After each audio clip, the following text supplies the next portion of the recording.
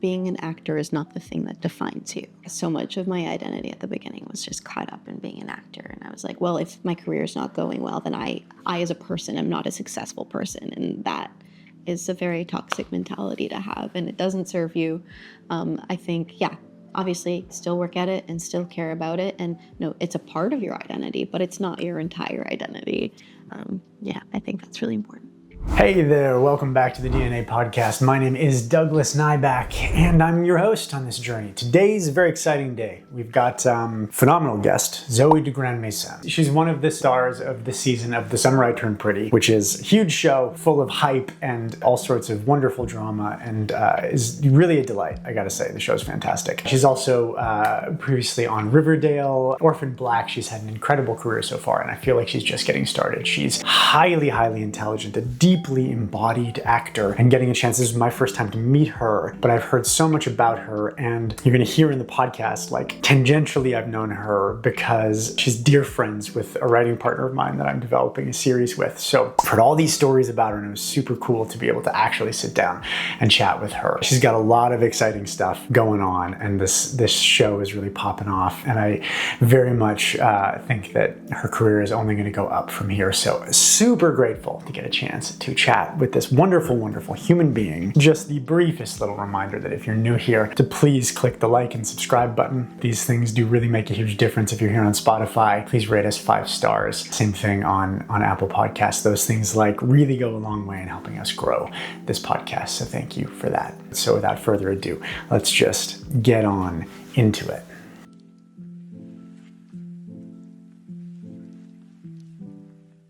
First off, thank you so much for being here. Oh my gosh, thanks for having me. Yeah, it's a genuine pleasure. I feel like it's strange because I feel like I know you because I'm friends with Sarah Fisher. Yes. Whom you were roomies with for a brief time in LA. Yeah.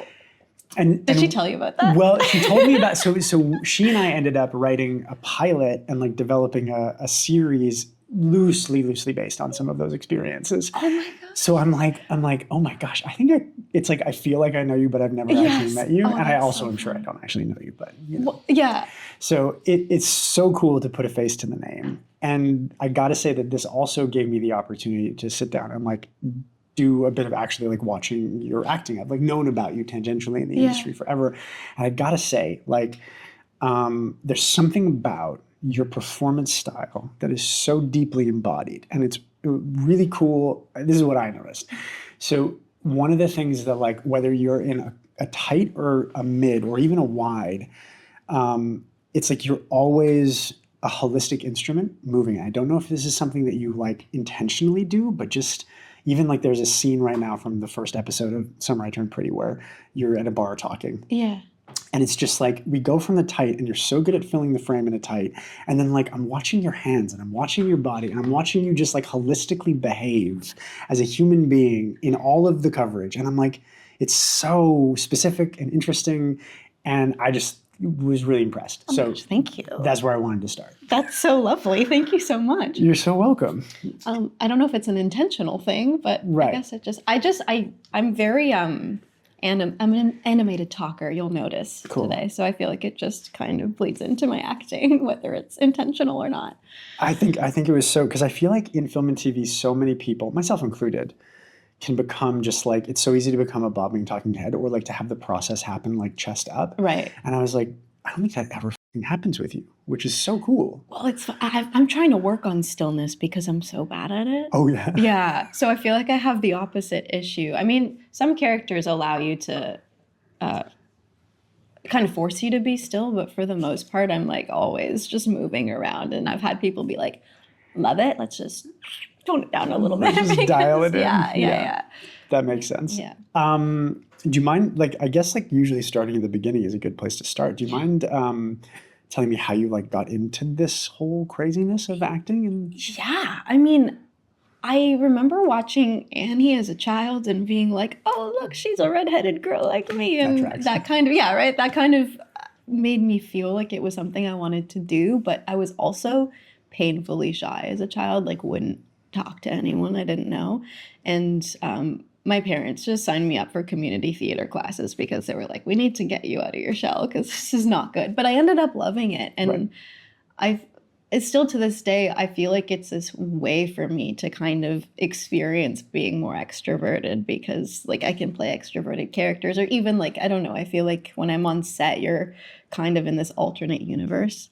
So you can, I'm still myself, but I'm like, okay, today's the day to just like talk to people in ways that you might not do in your day-to-day life. But yeah, so I took those classes, fell in love with it, got really lucky in, I'm going to say grade 11 because I'd started taking more classes outside of school and I was working with this coach that had referred me to certain agents and I was trying to email them and nobody was getting back to me. And an agent in Toronto happened to come. I went to ESA at Performing Arts High School. He happened to come do this presentation on the industry at lunch.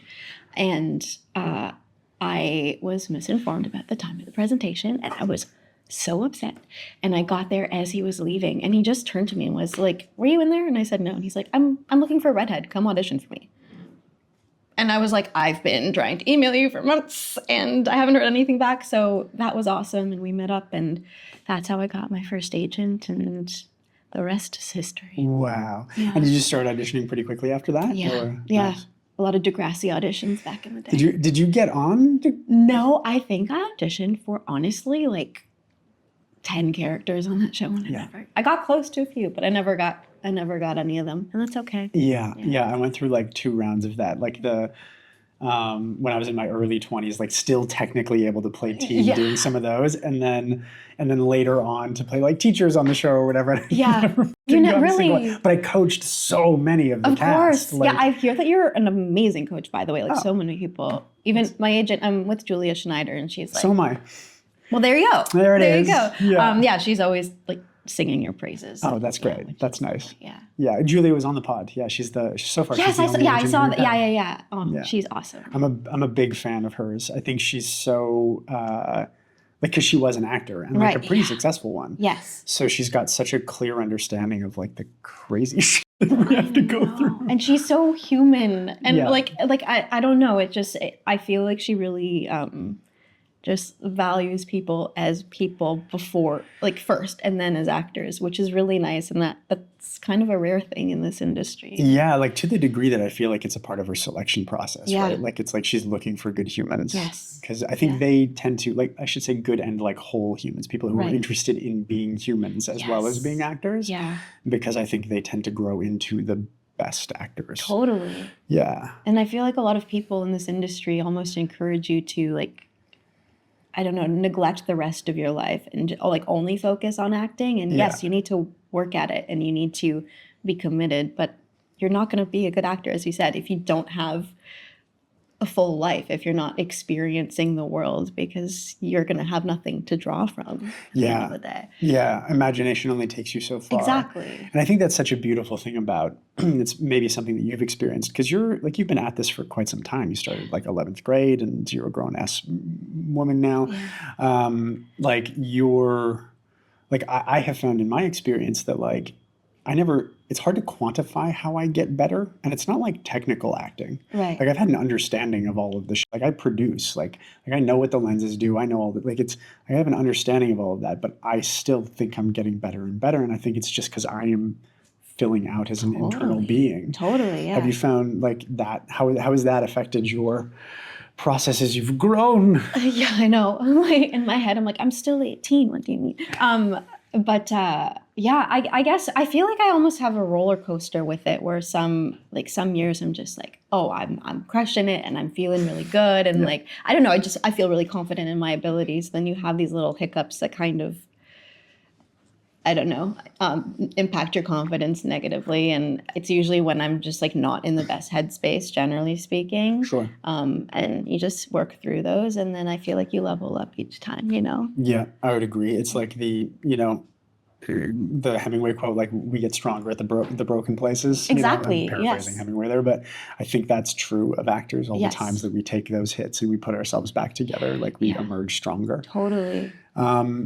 Confidence is such an interesting thing because like when I watch you on camera, and even right now, like you feel very confident. So I'm curious when you say like the ebb and flow of that, if you're open to discussing a little bit of that. talk to me about your relationship with confidence. Like how does that manifest in your life or disappear and come back? Because it happens with me too, and I'm always interested to talk about it. Yeah, I mean, it's such a strange thing, like, because I think we all want to feel confident all the time, right? And I wasn't necessarily the most confident teenager, that's for sure. And one of my best friends from high school, and we were both a little bit like awkward and shy. And I remember watching her really like step into herself, and she just like totally blossomed when we were in our early 20s. And I was like, what happened? And she's like, I just decided I was going to fake being confident until I felt it. And I kind of tried doing the same thing, and it really does work. It feels really weird at first when you're like, oh, I would like this doesn't, you just feel almost like you don't feel aligned necessarily when you're doing something that doesn't feel instinctual to you. But yeah, it works eventually. And I think that that bleeds into acting as well. Like, yeah, just and I keep trying to fake it when I'm not feeling the most confident, and it does help.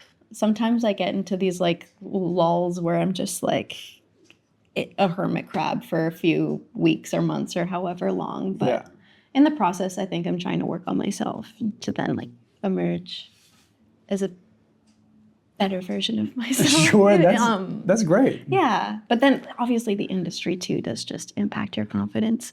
But like you just ride these crazy highs and then get hit with these crazy lows, and you don't really know when to expect them. Yeah. But I love it in a weird way. I think it's also really important too, and I'm still learning to do this. Like when you get close to something you really, really care about, and you don't get it, and it's just this like soul crushing thing. Sometimes I know you know what I mean. Like we all do, and it's. Just reminding yourself that, hey, it's really cool that I got this close to this thing, and we're one step closer to the next yes. And I think also it's important to surround yourself with people that all my friends are very creative, but I actually don't have that many actor friends, and it's nice to just not feel like my whole world revolves around the industry. That's been really important for me. It's very healthy. Yes. It's very healthy. Yeah. Yeah. You strike me as, and I know you do paint, but you strike me as a very like artistic soul in general. Yeah. And he says having basically like the only access to your personality I have is your Instagram profile, but there's lots on there. Yeah, exactly. Yeah, for sure. So I'm curious, like, one, how long have you been painting? And kind of, are there any other artistic pursuits? And do you find that like a holistic exploration of art helps you grow as like an actor and as a human? Absolutely. I need to be doing something creative at all times. And as you know, with the industry, sometimes you're working and sometimes you're not. And I think it's just, I will lose my mind if I'm not doing something creative during the slower periods of my acting career. And I started drawing when I was like 18, and then just experimented with different materials. And now I really like painting. I love writing. I just love doing anything creative or just experimenting. Yeah. What kind of writing do you do? I started writing, I wrote a pilot a few years ago that I'm still I'm such a perfectionist, and that's the problem. Like I'm happy with where it's at, but I want it to be perfect, and I know that doesn't exist. You're a Taurus, right? Yeah. Are you? Yeah. Really? Yeah. Taurus, born the year of the ox, Taurus moon, Taurus rising. I will Taurus. Yeah. Oh my gosh. I'm a hyper Taurus. Wow, that's wild. Do you like it? That's I mean, insofar as my life has had ups and downs, right? Yes, yeah. I would say that like it makes me extremely good at being monomaniacally focused on certain things. Right. It has also caused me to spend all sorts of money on a bunch of luxurious shit that has not served me well in my life, and I would prefer to have that money still. I don't know. Like I think it allows me to weather the slings and arrows of this Yes. industry pretty Yeah, well. yeah. Yeah, I'm pretty good at just continuing to move forward. And then had to go to therapy for a long time to be like, maybe I should feel stuff. Right. Yeah, it turns out. Yes, it's so easy to compartmentalize things, and then you're like, oh, haven't checked in that compartment for like a couple years, and Yes. then you open that box, and it's just really hard. Yeah, 100%. Yes. But therapy's awesome. Yeah. It has been a big positive force in my life. Yeah. Awesome. And you write too, you were I saying. do. Yeah. So I write predominantly screenplays, but I started writing like when I was in high school. Like I started writing short stories and started writing a novel to figure out like why a breakup went badly. I did that too What? during COVID. Oh, That's no so way. funny. I got like 50 pages in and then gave it That's up. still pretty good. That's so funny. Yeah. Wow. Yeah. Later, I turned that into a play called My Relationships and Why They All Fail, which never went anywhere. But It's a great title. yeah, I know, right? I want to like revisit it as a 40-year-old and be like, Yeah. I should probably brush that up. But Totally. yeah, and then when I moved to New York, I started really getting into writing poetry, and like I got into like the beatnik poetries, like the Lawrence Ferlinghettis and the Kerouacs and all that. Yeah. And then that led to playwriting, which led to writing film and television, which is That's so cool. much more my jam lately. Yeah. I love that. Yeah, me too. I found when I discovered Jack Kerouac, that kind of really just it honestly like changed me as a person, just realizing that you can just write this stream of consciousness thing and piece it together and make sense of it. Yes. That was really cool. Yeah, Kerouac, it's like the literal music, the jazz Yes. is in like exactly. it's percussive writing. Yeah. It's like I feel like if you're trying to learn how to write and you read Kerouac and then you read Hemingway, Right. and you just like aim for the middle, Right. gold. Exactly. Yeah. That's so, Yeah. I love that. Yeah. Yeah. It's intense. Yeah. That's so cool. But yeah, I found that stuff like really lit me up, especially when I was in New York, because so much of it is about like I was down in the States and it was like this was like 20 years ago, but it's like that type of America. Like I having come from Canada, which at times I feel can be a little identityless. Right. There was something about going somewhere that like with its full throat is always like fucking America, bitch. Yes. Yeah. And then being there and then experiencing that art, and I was like, oh, there's a beating heart to this place. It's pretty love cool. New York. Yeah, me too. So much. How do you go down a bunch? A lot. One of my best friends lives in Brooklyn. So sick. I've been, Whereabouts? If you she's neighborhood, Yeah, not yeah. address. This is the internet. You gotta help us all. Unit 17.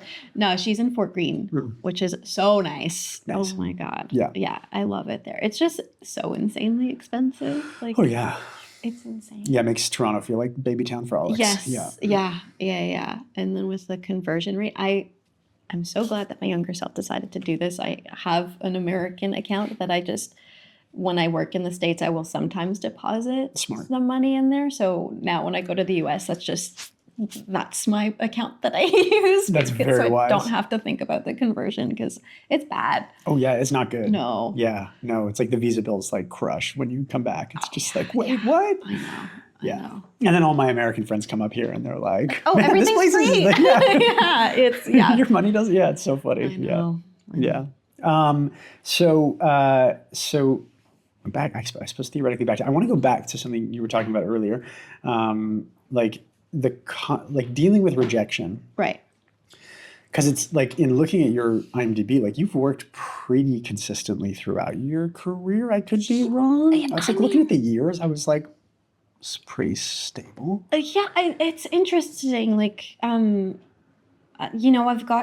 always get these, not always, but I've gotten a few jobs on these like really big shows, like season 2 or season 3. A lot of American stuff too, which is super cool. Yeah, which is nice. It feels very different working on an American set. Like, It certainly, I've done most of my work on American Yeah. sets, and it's like a It's so different different. gig. Yeah. Yeah. And then you come back to Canada and you're like, and I've met so many wonderful Americans truly that I love deeply, but I feel like Canadian sets always just feel like, welcome home. It's just To a like, degree, yeah. I feel very warm and yes. But I've had wonderful experiences on American sets. They just have a different vibe to them. Right. Yeah, for sure. And so do you have like coping strategies for dealing with rejection? Do you have like, is it just something that you've learned, or like, does earlier versions of you, did she take things worse than now? Or I is mean, I wish I had better coping mechanisms than I do. I think I'm better at handling the rejection now than I was. Just I don't know. I remember being like really young and getting very close to things and almost feeling like, oh, like for sure I'm gonna get this. Like Right. like I don't know. It was completely naive. And then realizing that that wasn't the case. I think at this point I'm kind of I don't want to say I expect the rejection, but I'm also not just expecting to work. I don't feel like it's this thing that I'm like that is owed to me in the way that I maybe did when I was a kid. That's such an interesting. I've been thinking about that a lot. That idea of like there's like in navigating the industry, and obviously I work with a lot of actors, and it's I think where toxicity and poison has ever shown up. I'll speak to I see it in people that I work with sometimes, but like I've experienced it myself, so I'll speak to my own experience. But is when I get into that like should narrative, right? Like I should be on this show. Yes. I should I'm better than the person who booked this, so I should have gotten it. And it's like I find that avenue can take rejection and really turn it into something that in my life has like impacted me quite negatively until I've learned to let that go. Yeah. But I find that it can be very dangerous. Totally. But you have to find the balance of like, okay, I still care and I'm going to give it my all. And like, you almost like want to manifest it a little bit. For sure. Without being too invested. It's this really weird, it's a really tough balance. Yeah, it's like having to play the character on a sitcom. It's just like cool and aloof. Yeah, you know? Exactly. Like secretly just wants everybody to laugh. Totally. Yes, exactly. Yeah. It's wild. So let's kind of dive into like a little bit of the work that you've done. Like you've done a lot of great stuff, like Orphan, but I feel like touchstones in the like more recent time being like Orphan Black, Riverdale, and now The Summer I Turned Pretty. Yeah. You've just gone through like a bunch of press stuff with Summer I Turned Pretty, right? Yeah, it's the first time I've ever done that. Oh, really? Yeah. That's cool. It was cool. It was wild. Talk to me about that. It was fun. I don't know. Like, you just kind of show up where you're told to go and they make you look awesome. They're like, give you a cool outfit and do your hair and makeup. And then you get to hang out with these people that you haven't seen for a few months, but you adore. And I don't know. That's great. It just feels like a little vacation to me. I feel like people who do it super regularly probably don't feel the same way. They're like, oh, here we go again. But to me, it was awesome. I had a great time. Yeah, that's great. Yeah. Yeah, I love that. I feel like it's like anything, like eventually it reaches a point of diminishing returns, like potentially. Right. Like I'm on a show right now and we've got a 22 episode order. From like last year we had 10 and this year we're doing 22. Congrats. Thank you. Yeah. I mean, like I'm a big part of it, but I'm not like one of the leads on it. But it's like and I think everyone's so excited right now. And I'm fascinated because we're like on episode 7 and I'm so excited to see where everyone is at episode 22. Yeah. When it's like April and we've been doing this for 10 months. Right. Yeah. Because it's just like no. That's how long I know. Yeah. Yeah. And it feels like network is kind of going back to that model a little bit. Right. Yeah. Because I think people are getting a little tired of like 8 years. But like the cast of Stranger Things are all like 48 now. Exactly. Yeah. Like they're bearded. They're dying. And they're like, wow, high school sure is hard. No, I don't know. No, I know. But that's what they have to do. Yeah. It's hilarious. Yeah. So going back to the press and stuff, like, so have you found like navigating, I genuinely don't want to get into anything spicy here, but navigating the media, like, and social media, like I feel like it's a bit more of a charged landscape like now than it used to be. Yeah. It's like, is there ever any fear of saying the wrong thing or anything like that? Again, you do not have to answer these questions. No. We're not here to trap you in radio. No, right. I feel like I should be maybe more afraid than I am. I don't know. I trust myself and I trust my moral compass and there without getting too into it, but there are some political things happening in the world that I feel strongly about and I feel a need to speak out against, or for, depending on the thing. Yeah. That not everyone's gonna agree. There's a reason why, issues arise or conflicts happen. It's because people don't agree. Very powerful people don't agree. But yeah, I like to speak out when I feel compelled to, because it makes me feel very human, and these are things that I care deeply about, and not that I have this huge platform, but I have a little bit of one. And if I can encourage somebody to, I don't know, look into something and form their own opinion, or to donate if they can to like a cause that I think is really worthy and important, then I don't know. I think, why not? Yeah, I think that makes sense. Well, I mean, and there's something about,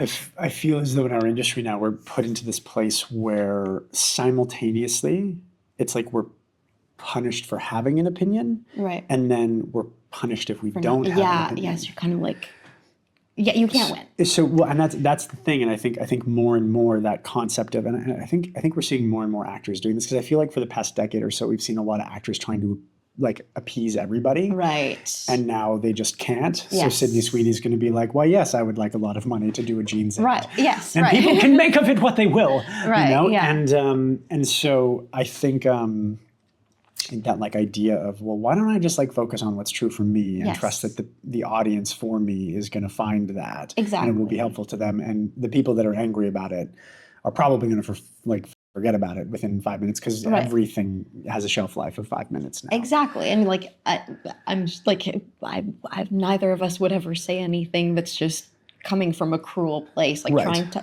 it's. Well, I'm just here for evil. Like, I don't know if you've seen other episodes of this podcast, but it's just evil. Yeah. No, it's true, and it's great that that you feel comfortable and confident in that. Is that something that like you've just kind of always had, or is that something that's grown through the course of your life? I mean, yeah, I think since I was a kid, I feel like I've cared deeply about social justice issues, and even just like animal rights stuff. Like I became a 5-year-old vegetarian when I found out what meat was, and my parents were like, "Great!" And then I stopped, and then went back to it when I was 12, and I've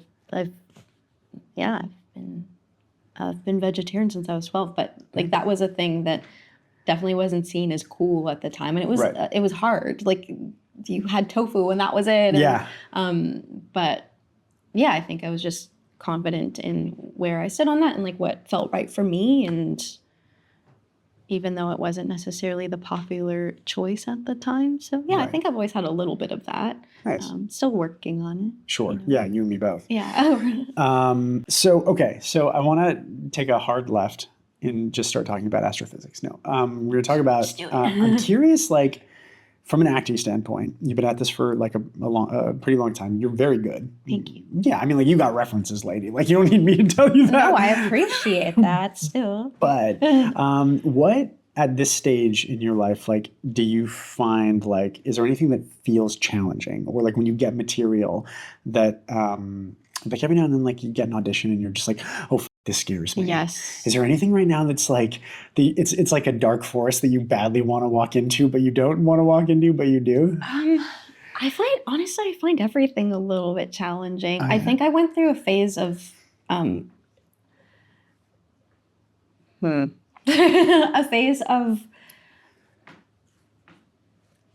for certain reasons, I just felt that I needed to do more than I was doing. Like I was made to feel that way. And all of a sudden I got so in my head about every single audition, and just feeling like what I was doing wasn't enough or wasn't right. And that I'm still kind of in the process of letting that go. But yeah, that really kind of messed with me for a long time. Just do you mind? I'm not going to press into the personal side of that. Yeah. But do you mind if I ask for a little clarification, just for like the actors who are listening, that concept of like the pressure to do more than I was doing? Do you mind kind of like saying more about what that means to you? Yeah, I mean, I think I have always approached auditions and tapes as kind of just this, I don't know, like I trusted my instincts, and I would obviously make sure I understood everything that was being said and read the script and blah, blah, blah. But I wasn't like trying to, like do more than I thought I had to do. So just kind of trying to give a very like grounded performance and not planning anything and Right. all of that. And yeah, I was getting some pressure to like not approach Like things. choreograph and micromanage Yes. and like create bits, all that kind of stuff. Yes, in a way that doesn't really suit my process. And I think that approach works for so many people, and that's awesome. And I love that, but that's not what I'm used to. Sure. So Yeah, in watching your work, it seems very flow based. yes, totally. Like if you're riding the wave, like I think one of the hardest things that I find working with actors, because that's why I wanted you to, and thank you for like leaning a little more into that to explain, but that concept of feeling like there's all these things that I have to hit or things that I have to get right, or like, and if I'm not doing those things, I'm not doing enough. Like I find that a lot of actors that I work with get caught up in that. Right. And I find so much of my job as a coach has become helping people realize like, listen, the scene is a wave. Yes. And you can't predict where it's going to take you. Right. Like you can guess, like the shore is like, it's like here to the shore. Yes. That's the writing. It's not like if the script doesn't go to Mars, you're not going to Mars. Yeah. But it's like if you aren't willing to like surf the wave that's in front of you, and every take is different. Yes. Then in my opinion, you're No, totally. And I feel like early on in actors' careers, they tend to get taught choreography, micromanaging, all that kind of stuff. Because you do have to learn that those things exist, like to break down. Of course, absolutely. But then what the f is the point of getting good if you can't let go of that shit and trust that it's going to happen instinctively? Well, yeah, that's the thing. You're like, okay, this is a really important moment, and I need to make sure that,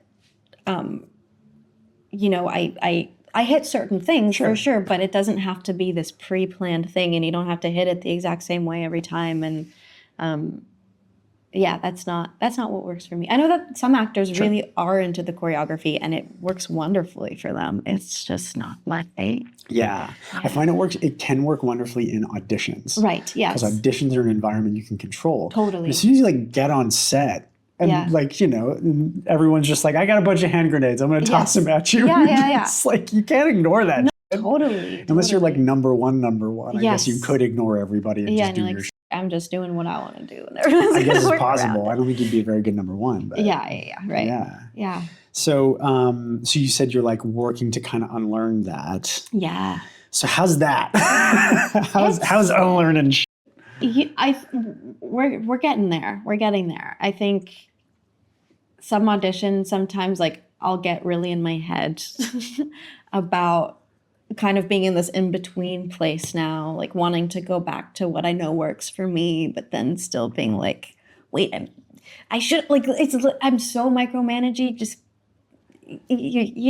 sometimes you have somebody telling you certain things that really impact you, and you're just like, my eye line should be a little bit more to the left, and it's like, ultimately, if that's your best take, and your eye line is like slightly further than you'd like it to be for that one moment, it doesn't matter. Yeah. And I know that, but I get so caught up in it, and we're trying to work past that. Yeah. When that kind of stuff happens in coachings, I find, like, unless it's catastrophic, like you spend your entire take looking down at the floor. It's like, no. Yeah. But like, it's like, so sometimes I find I try to think like the casting director, and maybe I'm lucky here because I've produced and I've worked with casting directors on that other side of the table a bunch. It's like, I've never heard a casting director be like, this person is perfect for the role. God damn it, they're the next Tom Cruise. But they looked left a little one time when they shouldn't have. Exactly. So we can't fucking hire them. It's like never happened in the history of cinema. Totally. Right? Yeah. Like, it's just, so it's that kind of shit. It's like, well, if you want to create control complexes around your shit, like, why would you want it doesn't feel creative anymore at that point. And I've never watched like a podcast with a bunch of famous actors. I've never watched like a roundtable for the Vanity Fair roundtable or whatever. Yeah. And I've never heard them all be like, listen, what really worked for me was when I stopped letting go and going with the flow, and instead just like got really fucked up about control. Yeah. Totally. Like, I wonder what it's like to work on a Wes Anderson set, for instance, because that feels very choreographed and it's very quick. But it's so fun. It seems so fun. I don't know. Like, that would be an interesting experience. I'm always like lit up by because in my view, like every script is bit of a container. Right. Like every, like basically like there's like I think when an actor is working at their best, right? It's like, okay, cool. Unlimited creativity. I got you. I'm open. Let's go. And then like the script provides you a little bit of context. Yes. And then the frame provides you a little bit of context. Right. And then the other, and so like in each situation, certain limits are being put on you. Right. Which is great because we're like all currency. Totally. And like I love that the lights all work in this building. Yeah. But if there were no wires, we'd all be dead. Exactly. Yeah. Right? Yeah. And I think the more like trusting that like the other creative processes that we're interacting with, that directs my creativity. Absolutely. But my job never stops being this. Right. Yeah. It's just pouring that into. No, I totally know what you mean. I feel the same way with, painting or drawing. I like to, really limit my palette because I don't know. It's like, okay, you've got these 3 colors that you're allowed to use. Cool. And obviously you can mix them and make, but it's still like I don't know. I feel almost more creative and more free when I put certain restrictions on myself. Because it's like, now do whatever you want, but your materials are limited, and I find that really fun. Yeah, I feel the same way, and I think partly like maybe because I'm a writer, and like writing is always like different writers will tell you different things. Like they'll say never write with limitations or budget limitations, and I'm like, I'm a producer, write with budget limitations in mind. Like if you're writing a $200 million movie and you've never gotten anything bought, like it's an objectively bad idea. Right. Like you write it, but don't expect it to sell yet. But so I think like limitations have always kind of lit me up. Like I'm always like, oh, how can I do this within the limitations that I've got? Which I think is maybe why I'm a good audition coach, because I love the limitations of a single camera audition. Right. Yeah. And it's so unique. It never cuts away from you. Totally. Yeah. Yeah. Yeah. Do you ever get caught up in those? I think it's very rare. It does happen, but very rarely that you have an audition scene and you're like, oh my God, there wasn't a single fraction of a second where I just lost it for a sec and found my way back to it. Like, I feel like You're just dialed. Yeah, you're so dialed. And I don't know, usually when I'm like super dialed, I know I have like one moment where I just look, I'm like, oh, that light was really bright in my eye, or like whatever, like hear my dog make a sound. And for a second, I'm kind of out of it. And I get so hyper fixated on those moments too. But hyper fixated on the moments where you come out? Yes, even though they're like really... Oh, interesting. Really short. But they don't read to other people because, I mean, humans get distracted all the time too, It's not the end of the world. But I'm of the mindset of, one, the audience never knows that what you're thinking. They only know that you are thinking. Yes, exactly, yeah. But 2, like, listen, this has been a very engaging conversation. And at least 3, like, right now, because I'm trying to chase the Hemsworth bodies, I'm doing keto, right? So like at 3 or 4 times in the course of the conversation, I've been like, a sandwich would be nice. Right. Nice, and so it's like, but I don't think that that's taken me out of. Right. Like it might take me out of the immediate thought of you. Right. Yes. But I don't think it's taken me out of like, you're the still, moment. Yeah. Totally. And I think part of acting is something that I've learned to love over the years, because I used to be like super fixated on control. Right. Yeah. I had a lot of coaches that were very control based, and theater school is very control based. Yes. They're like, do it this way or you fail and your parents will never love you. Like it's a whole thing. And because they got to grade you. Like I understand the control. Like they need metrics to give you a grade. Like you got to have a GPA so they can give you scholarships. It's so interesting because I get that, but you're in school to go out into the world and be a creative, but like you're almost like stripped of your creativity in so many ways in the process. Yeah, I think the problem is that like don't get me wrong, I think the people for the most part who are teaching at, like I went to AMDA in New York. Okay. Right. And I think that every teacher that I got was like, they wanted to badly make me a better actor. Like and some of them were really f***ed up emotionally. And so they like taught me lessons that they didn't know they were teaching me. Like I'm like, I think you might be f***ed up and that's bad advice. And then sometimes a lot of the bad advice I took internalized and then like taught to others. Like it's like, until I went to therapy and was like, maybe I should stop doing that. But I think that the institutions are trying to get your money. Right. Because it's like in 2003, my school was $20,000 a year to go to. I would imagine it's gone up since. Yeah. I'm like, that's not about making better actors. No. That's about making money. Yeah, that's wild. And I do think that like populated by people who want to make better actors, but I think the institution wants to make money. Right. And that institution needs a metric, it needs a grade, it needs a means to pass and fail. Right. Because that's how you get people addicted to your product. Right. Right. Yeah, totally. So it's a whole wild world. And I'm really glad I did it. Yeah, absolutely. And would even recommend it so long as you're getting heavily scholarshiped and or are just rich. Yeah. To others. Yes. You know. Yeah. But well, I've taken all sorts of different types of acting classes that followed like different schools of acting. What am I trying to say? Like I've studied different acting techniques essentially, and I find it super helpful. I love it. Yeah. I love just learning, but yeah, it's really important to figure out what tools do work for you and keep those, and then get rid of the rest, because I'm sorry, you can't use everything all the time. Like it just doesn't make sense. Some techniques completely contradict each other, and it just it doesn't work. But what I really love I've taken some Adler-based classes, and I love just like the world building of it all, and just like knowing your character inside and out. And that's the work that I like to do. That's what I'm trying to remind myself that I should be hyper focusing on and hyper fixating on, because like you'll never know too much about who your character is. Yep. And that has nothing to do with, choreographing the scenes and the work that you're doing, but just, I don't know, sitting with that character and figuring out who they are and kind of getting a sense of how they're going to react to certain situations. And then you can kind of be really free in the scenes that you do. Yeah. Knowing that, or trusting that you know who this character is. Totally agree. And I think like it's funny, like as a coach, I find like the audition thing is a whole world where you simply like there's only so much time that you can spend doing that. And so much of that becomes like technical, it becomes about genre, it becomes about the show, it becomes all sorts of stuff.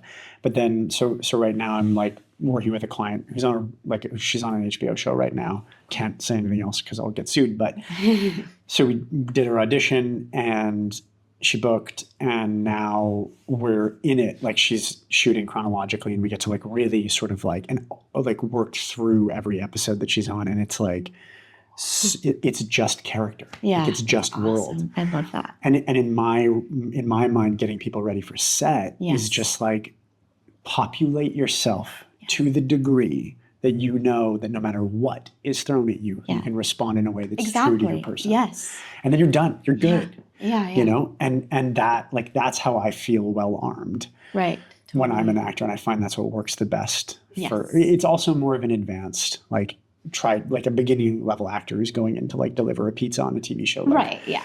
They're not going to be there. Right. But like where you're at, I agree. And I'm just like, I get so excited about that world building stuff. It's so fun. And it's such a gift when you get to do it. Mm-hmm. Oh, yeah. Yeah. And I think it's a great thing to have a bit of a different process for how you prepare for set versus auditioning. Yeah. Because then it's like getting a cake. Right. You know, but like you don't want cake every day. No, it's true. Exactly. Yeah. Exactly. Yeah. Yeah. I think I've done for certain auditions where I have the time and I really, really, really care about the project. I have done a little bit of the world building stuff, but yeah, you usually just can't. Like there aren't enough hours in the day to do it. Well, you're going to do some like light version of it for every audition. Yeah. But like I'd like to write pages and pages in my journal. And like, I don't know. It's so fun to me. Yeah. Yeah. And like figure out, my character's relationship to other characters and things that may have happened in the past and how I felt about them. And yeah. Sweet. It is fun. Yeah. Yeah. To me, that's like the most romantic kind of like when people think about being an actor, I feel like that's what we're all like trying to get to the stage where that's all you have to do. Yeah. And like, it's such a small elite handful that get that, but it's just like, and they get to pick who they want to get to know. Essentially. Yeah. Yeah. It's super cool. Yeah. I'm curious because you've worked across a wide array of genres and like film, television, both. Is there any genre that you're like super drawn to, or like a world that you like are psyched to explore more in future gigs? I mean, I love independent movies. I just think we were talking about limitations. I think it's so cool. Just a lot of those movies are made by people who are making them because they have to. It's like this thing that they have to put out in the world, and they don't have the money necessarily, and they're just like doing everything they can to make it work. It's not this like, oh, the studio just gave us millions of dollars to make a movie. I guess we're gonna make, like, that's not the mentality. It's like very just, it just feels very creative, and it's very collaborative and fluid, I feel, a lot of the time. So I would love to do more of that. Nice. Just like working on people's passion projects. Yeah, I find anything under a mil. Yes, yeah. It's like that's a group of people that, like, though everybody wants to make a profit, Yes, like, yes. but anything under a bill, it's like Yeah. you're here because you fucking want to Yes, be. exactly. Yeah, but that's such a special thing. And Yeah. such a rare thing. So yeah, that's kind of the dream. I want to work more in that world. And some comedy too. I think doing comedy would be fun. Have you done much comedy? No, and I would love to. You seem funny to me. Thank you. We should send you the script that we wrote that is also based on you, because it's a comedy. My It's God. a sitcom. Are all the characters sharing one bed in an Airbnb? Yes, they are. Yeah. Yeah. Yeah. That's a sitch that's happening. And for sure. honestly, I'm so glad it was so fun. And then I got a dog in the process. I don't know if Sarah. I did know that. Yes. Yeah. And wasn't there like a revolving door of other, like, just Yes. random Airbnb guests that came in? Yeah. So there were 3 bedrooms, I think. Internet, don't steal this concept. We have a copyright yeah. in another Yeah, country. we- No, it's fine. okay, okay. No, you're good. We've pitched the show okay, a bunch. okay, It's like, okay. yeah, no, you're good. Awesome. Yeah, we've already developed a second show. It's cool. Oh, Yeah. fun. I love it. Yeah. Oh my gosh, I want to hear more about that. Oh, for sure. Yeah. Yeah. But yeah, there were 3 rooms. One was this roommate that was just like, she just lived there, and I felt so bad for her because that just sucks. But I think she was renting from either somebody who like owned the place or like who was never there. And I think we were in her room. It was a king bed. It was me, Sarah, and our friend Celeste. Yeah. And we would like take turns sleeping in the middle because it was the worst. And it was pilot season, so we're all like getting ready for auditions all the time. And then revolving door, 3rd bedroom. It was hectic. And then not for some reason, I got a dog very unexpectedly. What kind of dog? He's a little mutt, but I think he's a Chihuahua, maybe Italian Greyhound kind of situation. But he's so chill. What's his name? Otis. Yeah. Yeah, because Sarah was meeting with her friend at this coffee shop in LA that doesn't exist anymore, but it was called the Dog Cafe, where they had all these rescue dogs, and you could get a coffee and just like hang out with them for an hour. And she invited me like last minute, like, hey, do you want to come to this coffee date with me? Out with the dog.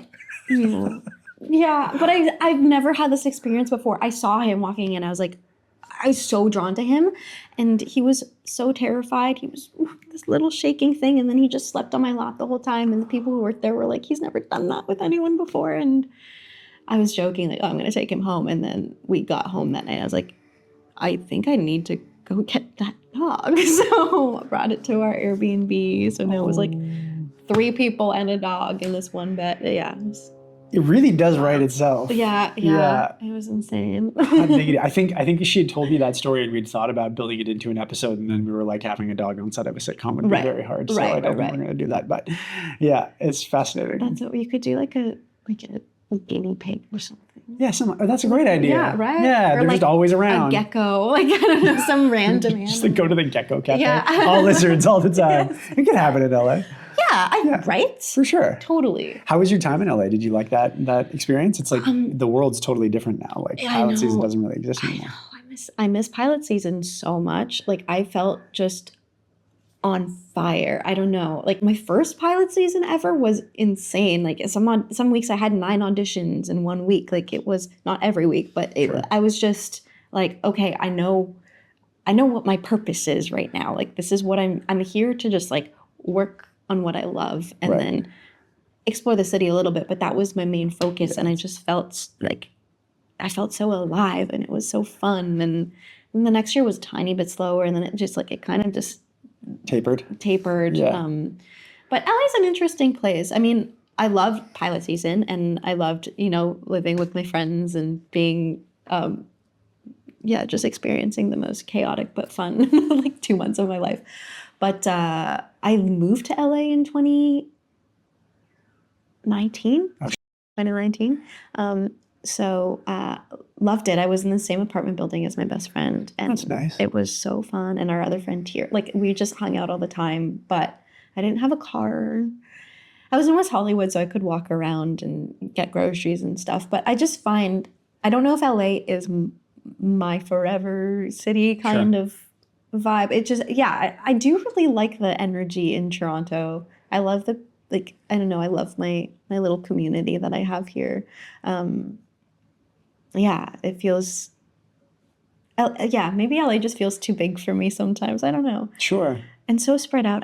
I love walking places, and people look at you funny if you're walking places. Oh, for sure. In LA. Yeah, definitely. Yeah. It's an interesting thing too, because I feel like the city itself, like the city of LA, isn't what it was. Right. Like obviously COVID impacted our industry in a big way, but I think it really hit LA. Yes. And then also it's been a really unfriendly film city for a long time. It's just recently started like giving incentives again and dropping, but it became prohibitively expensive to film in LA, so nothing filmed in LA. Just why?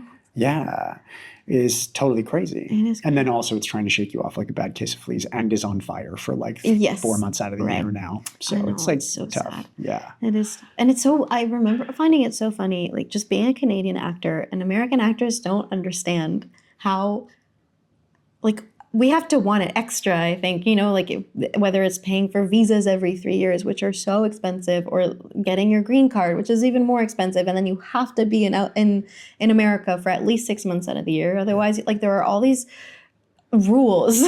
And then I remember finding it so funny that I was like, okay, I've relocated to LA. My life is here. I've got the visa, and I'm auditioning for so many things that are filming in Toronto, but they're going to take me more seriously because I'm physically here. And it's just this like, weird with clients with visas will often say like I'm currently filming something in Toronto, like in slates, like I'm currently filming something in Toronto, but I'm based out of LA.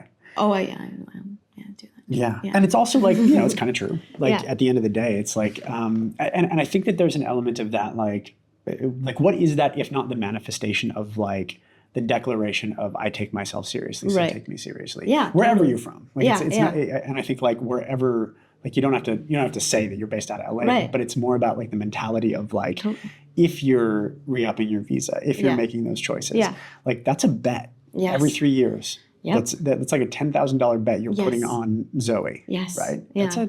Most people don't do that. No. Most people don't ever make that dangerous of a choice because it's a dangerous choice. It is a dangerous choice. Like that too, and then if you do make the decision to relocate to America and you're not working as much as you wanted to, you can't get another job. No. Like you can only work in the entertainment industry. And I think there are I've heard that you can work in like, I don't know if this is true. Somebody told me you can work at like Disney World or something. Yeah. When I was down, I was on a visa after school and like worked in a Broadway gift store under the Marriott Marquis Hotel in Times Square. Like it worked so long as it was entertainment industry. Right. Technically it was. Okay. Yeah. Even though it was just retail. For like less money than my rent cost per month if I was working full time. Those were great times. Yeah.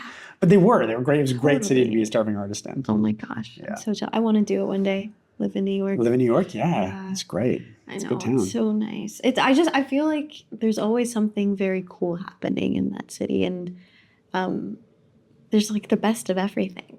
Yeah. Like really good food. Although we got good food in Toronto. That's true. Too. I find the main thing, like, it's just the theater.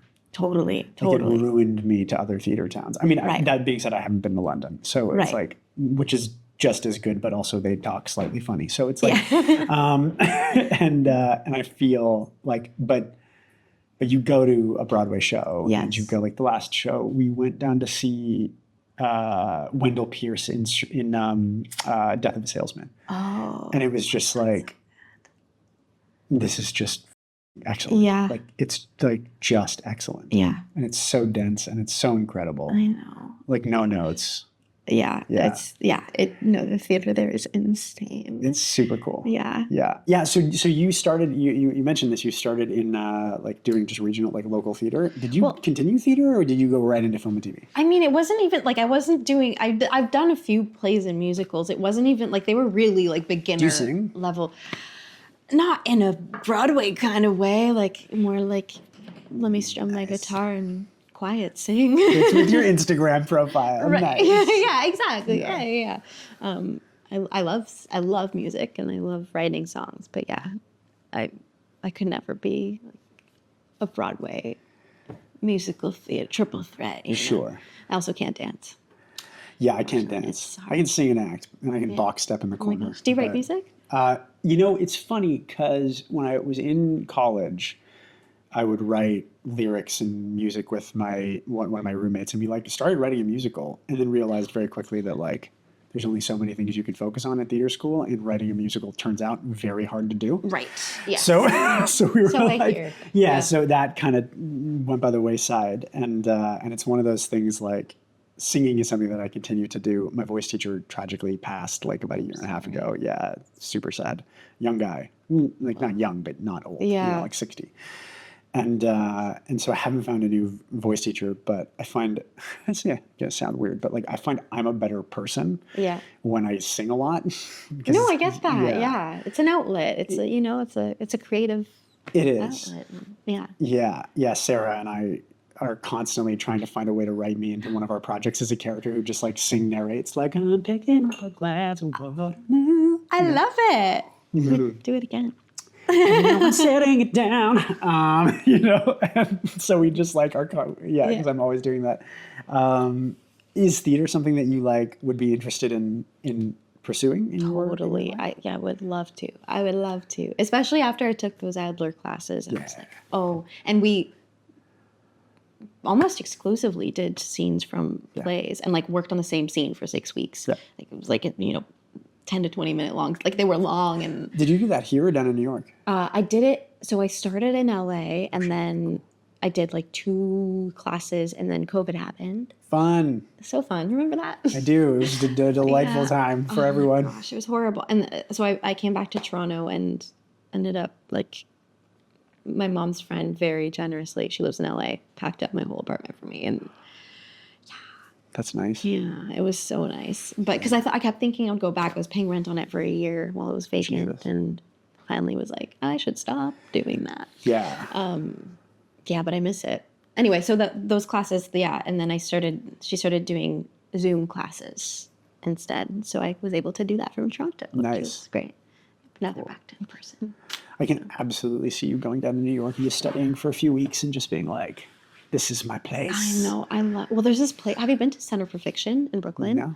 I love it. Okay. It's my happy place. It's a bookstore, but it's also a coffee shop. And they have these memberships that I would 100% get if I lived there. They're like, I think $180 a year.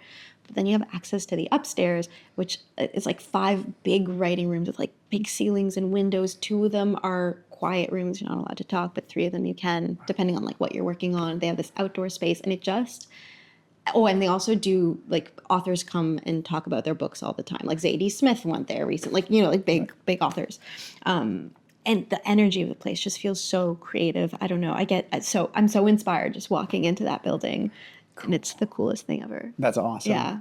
That reminds me of like going to the Lincoln Center for the Performing Arts Library. Because like when I was in school, it was like, so I lived on 72nd and Broadway. And then so that was the library we'd go to for. Right. And it was before the like real proliferation of the internet back when dinosaurs ruled the earth. And, and like you had to, like, I remember going in there and being like, I'm from a small town. And then all of a sudden I'm in this place where I can like, take out the music. There was obviously copies of like the handwritten freaking notes from Cantor and Ebb, and and it's just like to have access to all of those things in spaces like that. It was so foreign to me, and it lit me up so much. That's so cool. Yeah.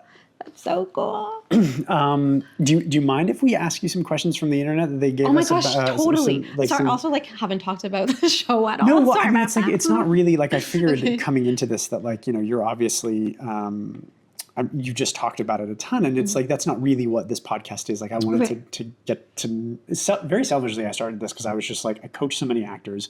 And I know very little about them as people. Right. So I was like, and it started just bringing like clients on and being like, hey, I'd love to get to know you. And then now it's like, obviously I'm getting to meet a whole bunch of new people, which is wonderful. That's so cool. Yeah, it's very cool for me, which is great. I hope the audience likes it.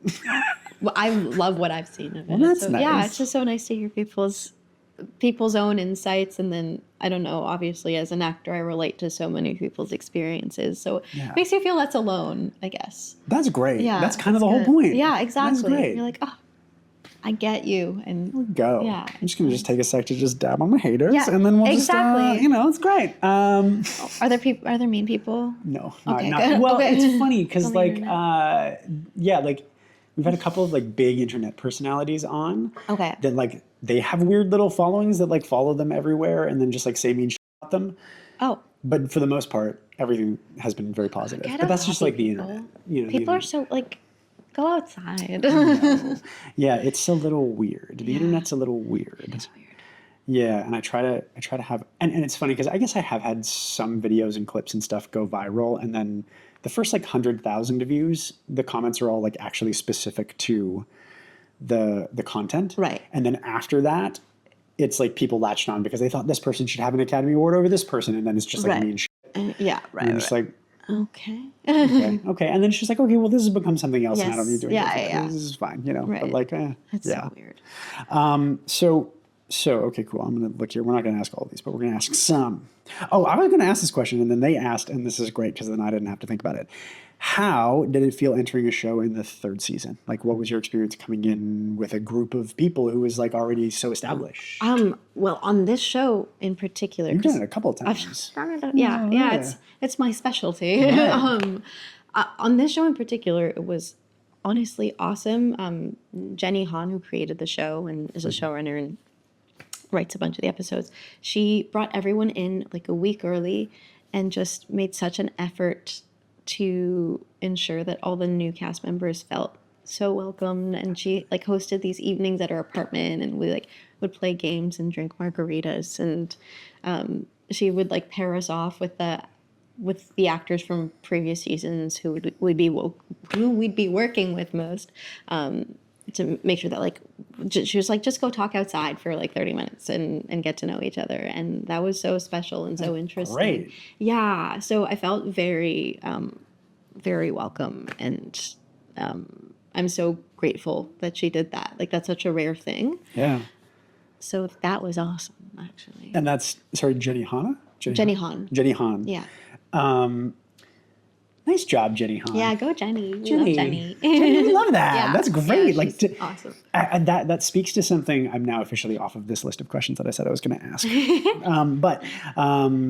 That one of the things that I loved about the show, and it makes sense that like she's giving you that space. Yeah. Is like I'm 1,000 years old, so like my version of these shows is like Dawson's Creek, right? Right. And one of the things that those shows, like Dawson's Creek, Gilmore Girls, all that stuff, did was it gave actors room to talk. Right. And like your first scene in the show is like talky. it's like a 5-minute dialogue Yeah. scene. Yeah. How did it? I feel like that's so rare. It is so rare. How does it feel to be on set? And I haven't had that in anything but features. Features, Right. I've been able to like talk for days. Right. But on series, how was that to just and live in it for that long? It was so cool. Like, I don't know. I felt like every day it was literally just, I worked with Chris. The other actor's name was Chris. What up, Brennan. Chris? Yeah. He's wonderful. And yeah, showing up to set was literally just like it felt like having a conversation. And I find when I'm on set, it's very easy to just like get lost in the conversation and almost like forget that you're filming a show. And they gave us some freedom to, you can throw in a few ad libs in there. Like, obviously we had to stick to the script for the most part, but I don't know. It felt like they just gave us a little bit of freedom, and it helped things feel more fluid. And at the end of almost all of our scenes, they kept like a few little ad libs that we threw in there, which is so nice. Love that. Yeah. Yeah, it was awesome. That's so great. And do you think that like part of being able to settle into that was getting the extra time and prep to like live with and breathe with the actors? Yeah, I mean, I think it helps just in terms of like chemistry, and you like buying the fact that these characters have known each other for years and that they're friends. It just gives you a certain sense of familiarity that you wouldn't necessarily get otherwise. Like, Yeah. I mean, you're able to find it regardless, I think, but it comes a lot more naturally and a lot more easily when you are given that time. Cool. Yeah. That's so great. That's so great. Yeah. Like off this list now completely, but I'm also It's one of the other questions was, were there any improvised moments? Well, there you Look go. at us. Look at 1-2 punch over a here. BOGO. Look how far we've come. The synergy already. So this I think is super valuable, and then we got to kind of bring this thing into land. But Summer I Turned Pretty is such a popular show, and it's gained a lot of traction on social media. How are you dealing? Like, how do you deal with the online stuff? I think this is so because you also there was a lot of social media stuff around your Riverdale stuff too, right? Yeah, I mean, on Riverdale, I played a villain. Yeah, Like they loved you, but hated you. Like if well, some some people have a hard time differentiating. Rejection. Yeah, like I would get like so many DMs on Riverdale being like, if you don't stay away from Betty, I'm gonna like these threats. I'm like, guys, like the profile name says Zoe De Grand Maison right there. Like it's so. Anyway, it's for the most part, people are wonderful, but I don't know. I do look at what people say because I'm curious, but sure, I'm way too vain not to. Yeah, right. You're like Joe Rogan's like never read the comments. I'm like no, always read the comments. Damn, maybe if you're Joe Rogan, I got a $200 million payday. I won't read the comments. Yeah, and there aren't that many of them. I don't know. It's for the most part, people are really nice, but then sometimes you're like, that was uncalled for. Ouch. Yeah. When people are like, I'm making fun of the character, but then you're like, why is her face like that? I'm like, so I do share a face with the character, just so you know. It is in fact my face. It is in fact my face. But yeah, no, for the most part, people are awesome and really invested in the show. I knew it was big, but I didn't realize it was like as big as it is. It's like a thing, man. It's a thing. Yeah. It's a thing. So cool to be a part of that. That's pretty cool. Yeah. That was great. Yeah. So it doesn't really faze you too much either way? Like you can weather it? Don't take that as don't send me mean things. Don't take that as an invitation. We've got bots that are about to make you like miserable. She doesn't care. But yeah, I don't know. It's not real life. The internet is not real life. Yeah, for sure. Yeah. Great. Hot diggity. I tend to end this by asking the same question of everybody, which is if you could go back in time to just starting out, Zoe, what piece of advice would you give her? Ooh. I would say that being an actor is not the thing that defines you. I think, so much of my identity at the beginning was just caught up in being an actor. And I was like, well, if my career is not going well, then I as a person am not a successful person. And that is a very toxic mentality to have. And it doesn't serve you. I think, obviously still work at it and still care about it. And no, it's a part of your identity, but it's not your entire identity. I think that's really important. That's very important. Yeah. I could have used that advice when I started as well. Yeah. Great. Well, listen, internet peoples, watch The Summer I Turned Pretty. I am not the target demographic, and we watched some of it in preparation for this, and I was like, okay, cool, this is kind of delightful. And if a 40-year-old white guy who it's not written for can love it, then you can too. Exactly. This has been a genuine delight, and I really appreciate you taking the time. Thank you so much. Yeah, of course. This was awesome. Yeah. Great. We got it, guys. I think we got it. Awesome. Thank you so much. Oh my gosh, thank you so much. All right, we're here. We're here at the end of all things. I hope you found this conversation as valuable as I did. This was a really lovely one for me. I really enjoyed it. If you're here at the very end of this, you're one of the real ones, and I appreciate you very much. If you can, please like and subscribe, all those things, rate 5 stars. If you find this content valuable, share it with your friends. Follow us at Nyback Act on Instagram and TikTok. Follow us there. We share a lot of this content in short form, and if you can share it with your friends. And if you really want to support the podcast, you can go over to our Patreon. I put a bunch of stuff up there, including all of my online acting courses. They're all up there for a low monthly subscription. That money just goes right into us churning out more of these episodes right now. That's all that the Patreon is doing. There's a bunch of other bonus content there. Bloopers, private one-on-one coaching sessions. That's that. That's the end of the marketing thing. I appreciate you all so much. I hope you have a lovely rest of your day. Wherever this day finds you, go be people.